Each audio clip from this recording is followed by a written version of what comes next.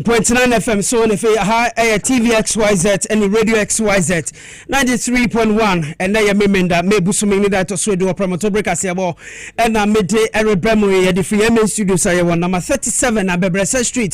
Osu Accra Kasiebo ye be kwa kofa voter power so 94.1 Global FM nso ho sharp water crowd dey Suruma FM one kran kwanta boem e wo jasi kan jinyami wo sampa nananom e wo half go so Western Radio Waziama Elembele KFM 92.1 ewo kwaza Anglegi FM wo Ball Vinci Radio ni TV odun kwa onofen Atom Local FM ewo Asasi High Radio so wo Bechem Radio SMonline.com and Apple 68 FM of Virginia USA tune in your Power 97.9 Desi Radio ewo Italy Adam for Power Radio or Power G Life Radio or UK OPD Radio or UK my XYZonline.com multi TV digibox neso radio channel XYZ so Kasiebo na mo na bra streaming live or Power 979 if a TV XYZ Ghana YouTube ya XYZ broadcasting Nyansapo FM ewo Shama Sansusu na Trinity FM ewo Bogoso Rich FM ewo Asinfuso Gateway Radio ewo Nkwanta South 101.5 ewo eye Damba Importem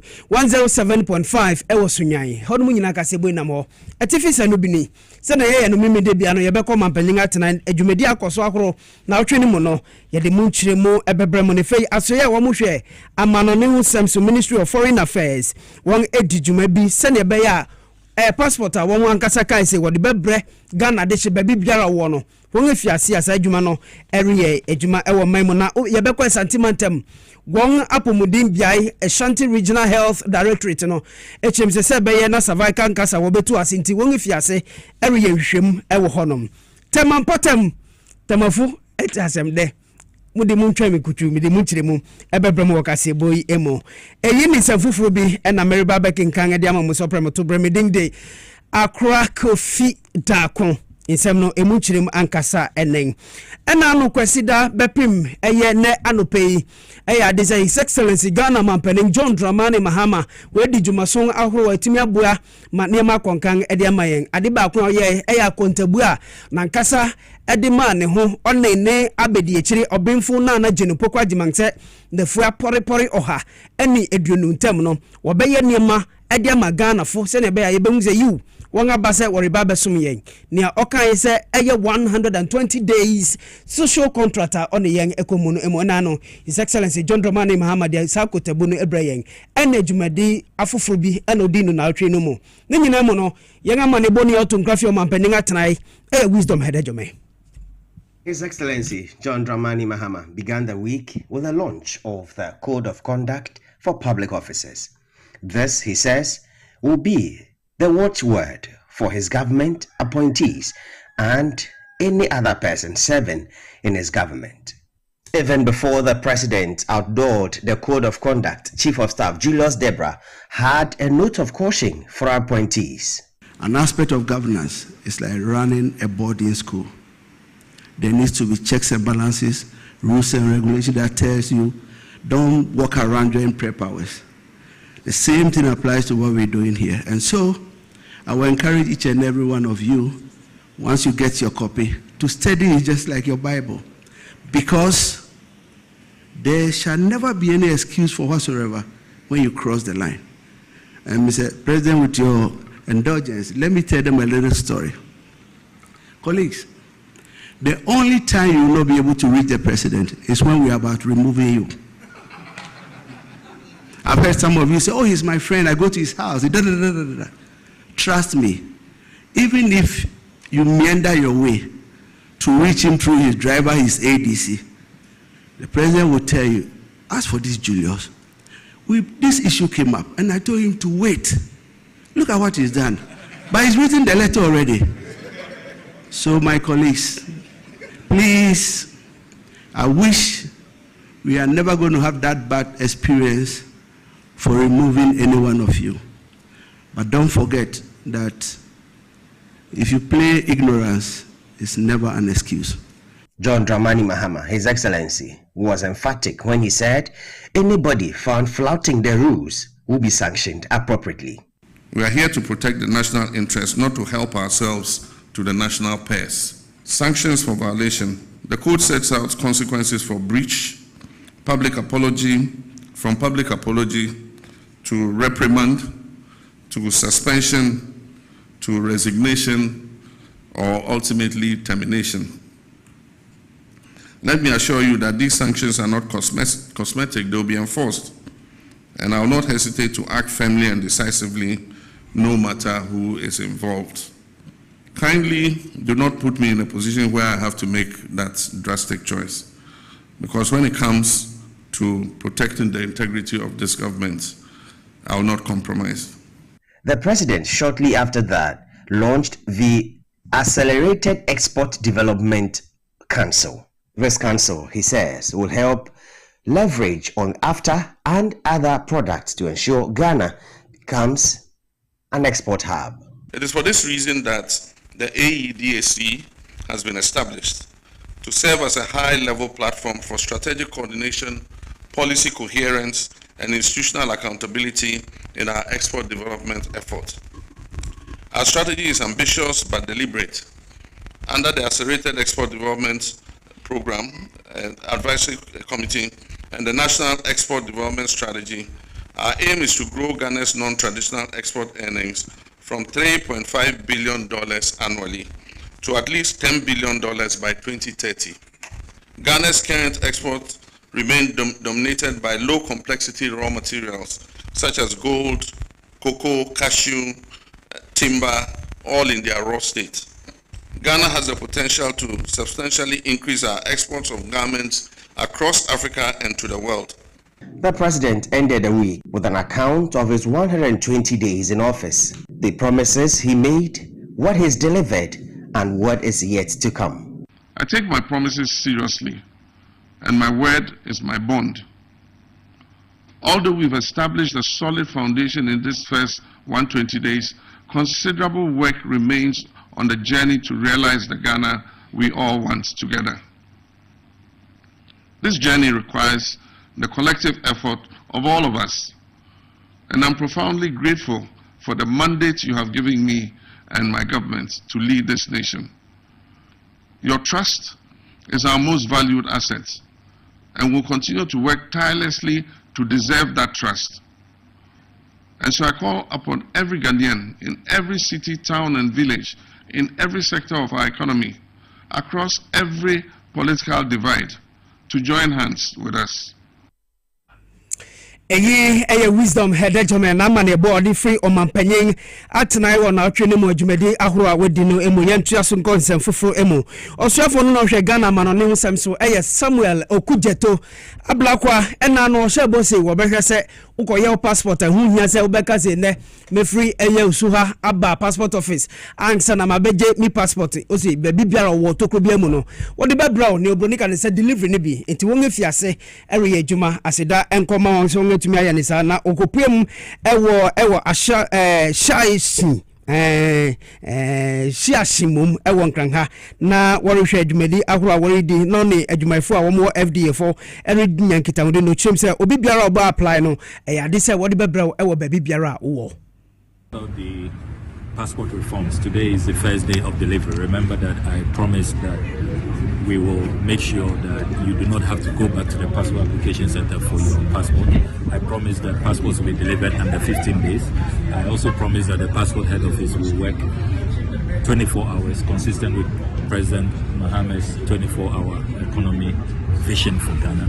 And today I decided to join Ghana Post on their delivery runs to be sure that the new policies are working.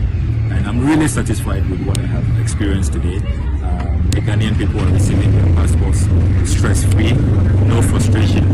no middleman, no guru boys. They don't have to go back to the passport application center. Now this is going to end that phenomenon of uncollected passports. Remember that when I took office and went around, I noticed that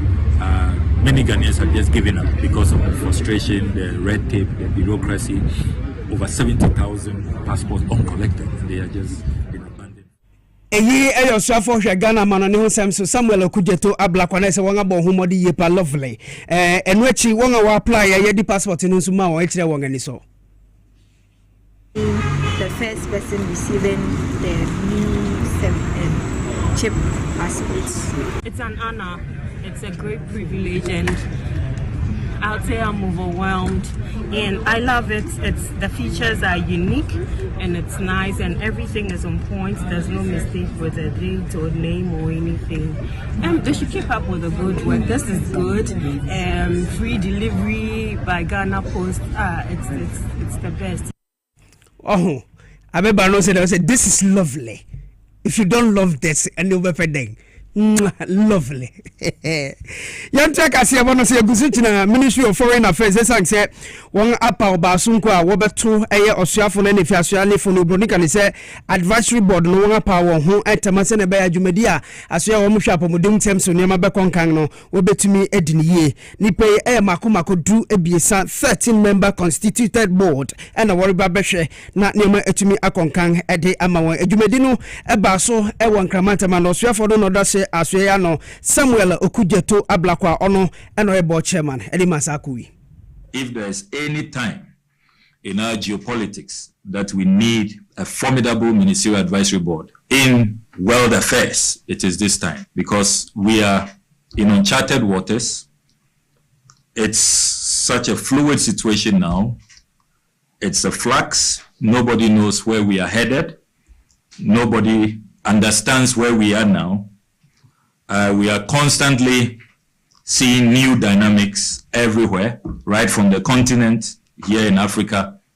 to the international stage. International relations have become very transactional. It appears that the rule-based order, which we are all used to, no longer really holds sway. And as we are all seeing unfolding before us are new dynamics. And those who establish the current global order appear to be departing from that global order. We all do not know where this ship will sail. Ora Samuel Okujeto Ablakwa oya Minister for Foreign Affairs enuechi board member a okansa nipa makomakudu ebiesan ho obinfo ato kwamena. There are certain matters that are of national interest and which must guide us all the time, irrespective of the government that is in power. And it will be important for us, maybe at some point, to try to identify what these national interests are. There are also certain matters that we hope will be allowed to advise on. First one that comes to mind immediately is the changing geopolitics of the West African region. Not only are we hemmed in by Francophones, but we now stand the risk of being overwhelmed by revolutionaries. Not that revolution is a bad thing,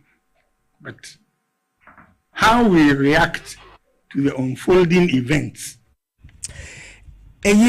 Professor Kwamena Ahoy, a board member, Edima Basunko Wong, and Roberto Asea, Wamusha Manoni, who serves Australia for our Wong Edgement Demonin in Abusha for Motiano. As Antimantam, so one Wamusha Pumding Sam, so Hong if you say, Wabaya, if Musenebe, Yenianum, Savaka cancer, Tati Wono. I feel way Anobe Brass was Antimantam, no Penny Quanchefua, Ono Noda, Ashanti Regional Health Directorate, Ano, Dr. Fred Adumako Boating, HM says, Jumedi, we wash him say we are a mere woman as I are no. What be Brenasi? It is say no, we be kasi we say cervical cancer no in kofu be brain ya enya ne sa. The TIAB ye hu be brain say brain be kan ya increase screening. Screening ye adia obi wa yare na oni so wa yare no nti ko okasa omra na ye ehwehwemu ba ko na bi bi na hu a now who say asimesi will be also there be cervical cancer and cause there be sanity. Say yes, speed up the screening because only adia a bit near day ama ya bomb by ye opinion say cervical cancer and the be obinya a normal be brain deba na obi cry exposed to normal be brain yeba na it need the long years about 5-10 years and sana ya na ba enti emrepi no meba no the complications never yare na wanya no Enwechi ena Owura Hilton Terry Danso Kase Oya National Health Officer Tema Federation of Ghana Medical Students Association enso twemse hu behia sa campaign a warrior no obehye mukina se na be ya cervical cancer etatiti yenuanom mia no ye bebre na ase. Cervical cancer eye kokramma eye edi enya yi e wo manwe mu to oba awodia no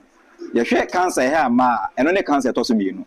na ne yesem ne se cancer bitimi ase anokwan esa ne se de ede ba no sa abone fe no human papilloma virus edro wo ha yitimi ede mpane wo ha yitimi wode eboye ho ban efri sa eye se de be ye nya sa yare no sa abo akọ na kan ho asem wo ye virus na fe no human papilloma virus yitwe ne tia fe no HPV no sa virus no wasan koso kokrama be fe no penile cancer eno no ye kokrama to be ma ano esan ekoso vaginal cancer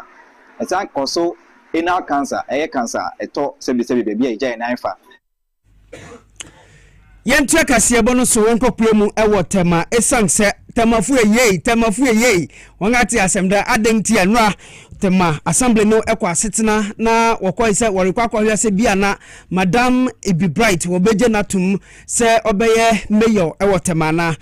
nipadodo a wokopue mu ewo hono ma wo mu assembly members government appointees so ka ho bi eye mako eduasa baako 31 na wokoto aba na abato ni nyina ba na wien na se abeba so no sinitwafo sini yafo ne ho yefe Ibi Bright enya madodo no mako eduno awotwe 28 vote ohamu tichem eduokron echirepo biesa 90.3% ono de nkunim ewo honom owie no abato ni nyina bra na Ibi Bright ni santwafo twetwe nkomo chemze sabre a wabe no temafo oso obesom osompa. It is indeed historic that I address you today as the first female and the 8th mayor of this metropolis. But beyond this is my mission to lead Tema into a bold new chapter, one defined by purpose, service, and love, transforming Tema into a sustainable industrial, economic, and social powerhouse. As the heartbeat of Ghana's industrial and economic landscape, Tema deserves visionary leadership that unlocks its full potential for residents, businesses, and future generations. My vision for Tema is to transform the city into a sustainable, inclusive, and dynamic urban hub, where industrial revival, a thriving 24-hour economy, and Madam Ibi Bright, mayor ewo Tema yemane tirenkwa wo ewutu senya epoemense ne monso panifa ka bachim se ne be ahunidinsem ebe konkan omanfo a wonam kwambone so etututu sumina na semwa egu montenso no se ne be anu be brase ewo wutu senya eastmense ne monti ana wonga power task force bi se wonhwe se wonbetumi ahwe na sa wonga womu yesa ne pabonefo sem no obetumi akire won sa task force ya wode wa be no ya disa police fo so aka hu bi ana wo sisa de we ebetumi akoso ye eyinam so ma honorable Seth Saba Sawono Banini ono oka ho bi echemse ojedi se ne abenum obetumi aboye pa ma ahunedinsem ebekonkan ewa wutu senya epuemensinum ene nimpotem aho nyina wobra one yanga maneboni Alex Donko eretwetwe nkomo eno chemse sade we wobehwe so mofu nyina ebetumi disanhyeche foforo ye eso former tax force mianka sameko ka omo ho last week Tuesday yako share connects I name say for bana etimichi ni penebim me no ka say 2 of them have been prosecuted fines na dia bima the environmental officer the prosecuting officer on boyen and other people 3 days ago so ye che nipa 6 enumere no ye di omo call district police outlet near overhead nasen ade be chena na because of miscommunications now officers on duty na job Tiendra I had a crunch meeting with the police regional commander and his commandant yetimi iron out sa differences na amenena police for now has opted to beef up our task force by giving us men na omo ebe cheche omo enumre omode ball abeba begu ho no ye be yen hwehwe enumre trauma will keep them do the necessary documentation. Enwechi na abankra chipanyen so a owo ewutu senya west Honorable Egan Kalala nso chem say saa de we ono so de ne ho agyamu bi se ne be beboa ma honede nsema konkan be so manfo no mo bia aboa kakankra at least se wudidi ya mempe be bi na mfento ya wodas bin so hom ye nyina yin ya afam de kakra se ye dwane a na woda atomo kakankra ne ye nyina mfenko no bia ye no mfam wan. Let's do the right thing. Ejanabia yim say bebre anyhow but ibeko na ye idea ye kwan ye ibesi ejanabia bebre na yeda boa ekomonfo no Yenko premo ewo esantimanta mu biom esanse asokore mampong abato mpesua ni so ndisi amanyekunu mu panyefo a won ewo ho ene wode na CPC akwa ma His Excellency John Dramani Mahama se wapa Ora Ben Abdallah Hassan ding se omeyemense no abankra chipanyin wo chemso panin wo jedi ye papa sanwa rechimu oni musebra oribe no oba bebu ama mense no etumi akonkan Ora Aminu Muhammad ene oni nsantwefo atwetwe komo. Again, extend our sincere gratitude to His Excellency President John Dramani Mahama for his bold and forward-thinking decision. We thank the good people of Aswan's constituency and Asokore Mampong municipality for their continued support and commitment to our shared goals. Together with Honorable Ben Abdallah Alasan at the helm, we are poised to achieve greatness. Aminu Muhammad ndisa amanyekunu mu mpanyefo baako a won ewo Asokore Mampong abato mpesua so wo esantimante mahaya TV XYZ Power 97.9 Radio XYZ 93.1 on Promotobre Kasiebo yanto aso nko yenganim na omanfo a won ewo adwumaku enya ne sen mensinum ena won soso wori echirem se adebi hawa adwene ye papa won potamansan se kan abankra chipanyin a obepin wo mensinum no wo se brody na adwuma ba na wi oreko no eniema a ewo bangalo ho no ma bangde ma no so metena ho no fanye adwuma no wi oreko no wo se odi ntane ma ni nyina akoi ena de chirem se ba ne den wa besom awie niema onim se oreko no be fufuru nso beba de abaye adwuma no watabre ne nyina e de akapaw de a wo se enye eyina nam so ntia mensi kropong abankra chipanyin a wo ye no fufuru ewo hono Honorable Andres Kojo Totu echem se sad we se ne abayi no e de how abrani ye pa wo hono your friend and furniture owo ho yehu TV so ho mu yehu me nzama na wo ho mu because that time na mente ha meba ye mama akoku hu enye za wo ho se na nzama papa bi wo ho na enyi ho za me bebi oko but me ba me bo hwa ha no ye ko enyi sa de nzama me bo hu na enyi za nimbe na wo ha mu ene nzama wo ho so nye nzama sabi rekade eji ugo ha na atena ha nenya ho a ezina akọ bi ot them onye encouraging nti nzama wo ho ni nyaze even director na waka district engineer waka wo de wosisa bibia wo ho mu because bibia ho bi anya papa hwegu a isi ho omampen wa ba ma yezina be hwe abetena egwado hwegu isi ho mu onam so di kokobonsem akwa magana fu nyina se bebi biara ye de ubekọ se koye adwuma no Ghana ejapado no eya ye mohomban wo bra oni na na tewi atwetwe nkomo no se no kan ifai on manager paze oye na yeze enti wode yetumi ye de ye bohomban ye sisi because ena wo hwa he wo sisi a nche da mabre ye moton zama fofo ye mepenti ha bi but onam de ye nhwe ye sisi enti the state of the building na nzama woman wa say and so I man ye hiska ya za ye mpuntu dwuma bebre be dwuma ko nya na esiama ya akwan onye ye hia school saudi yesi ye nya hospital saudi yesi ma communities na azini na yesika enti sika ya ze beshem ebe sesia ha se na ha muzimu a enti de miskan botum de kesi keji wo krobi a keji nyi wona mo fraso wenye school a yeden wa ko ye gusu jina fifi mantame sanse gomwa ochere kwekwiafo a won ewo ho na won buefu ne ochemse kaswa ne wini ba kwantipong na wori ya no contractor wo so no wodi djuma bia edi ohaw abre won ochemse bia ya wonam edi ko won efu ahoro nyina mu no contractor ya abesi na edi ohaw abre won wo bra ekwiafo won ene yen amane boni Alex Donko aretwetwe nkomo no chemse wo se na ra onye brebi mfamfa ho fama won contractor na asema ye sound warning ye ka kire ne se as to so obeba behwe mo no no wa ma ye compensation anase ye beboa bo enwa ko blocking road no because ye ntra ho ma ewum se aban adwuma no wo ye ni ono so agi ni sika wu okwan ya wo ye no wa bu ho mo na me nsuo wɔn mama wɔ block wɔ na wɔn mama nsuo nyinaa te akyi ɔte akyi no ha na ata hɔ kɛse instead of that wɔyi na mfe ɔbɛsɛ kwan ɔyɛ ne dam na ata hɔ ma ɔlubɔ kwan no de no mu ayi wɔyi madam a na akyi yɛ mu yɛ asɛ. baba yɛ sɛ 100 and something acres nsuo abɛsɛ no ne nyinaa no yɛn hu dɛ saa block no ɔmo yɛ no ɔmo block a nsuo no nkaka na ɛba no ntumi mmasenkɔ nti ne nyinaa bɛgyina block n'akyi anche bia na ehu senso na dimika na munum already ne ye ohwa na yete se nkofo no mo ye kwan na first no mo ada betin nsu na fa ho ba bi enti ebi o mo da betin nsu no fa na hu senso no pese bu kwan no so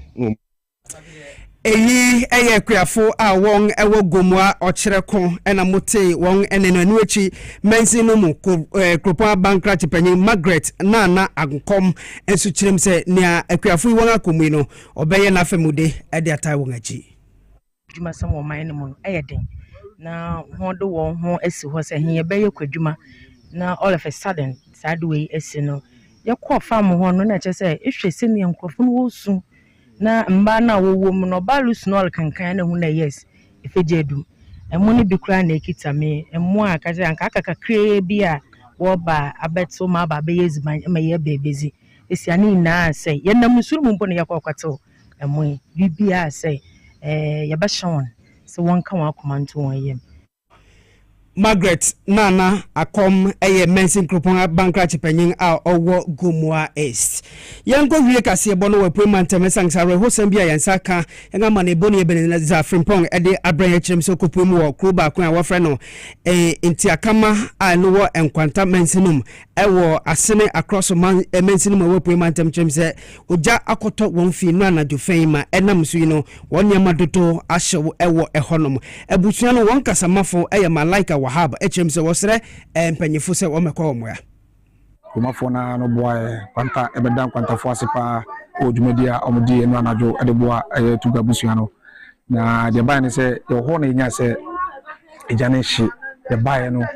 the information be do ase no ejana hye dan ni a 5 rooms chamber hall 5 busua fia